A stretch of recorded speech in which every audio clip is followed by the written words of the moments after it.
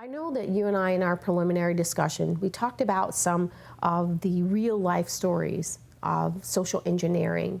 Share a story with us that might relate to our audience. There was one I heard recently that was kind of new, where they targeted more elderly people that weren't super familiar with things, with like a phone call that sounded like it was from a bank fraud department, and they mentioned that their account had been compromised, and they believe it was someone from the bank that was doing it, and they were investigating their own employees at a local branch kind of thing, and the FBI was involved.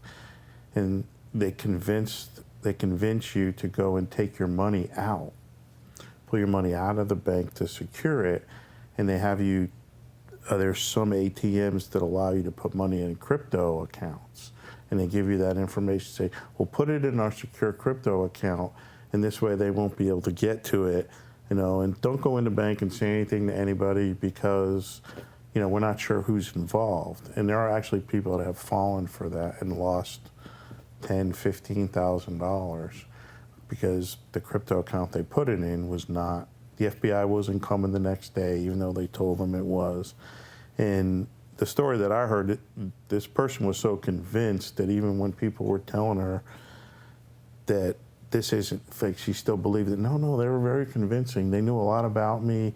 They knew a lot of information about where I lived and who my family was and who my grandkids were and stuff, because they tracked her and they looked at what her record was, where she worked, anything from social engineering. So it was a very targeted spear phishing attack. And the issue with,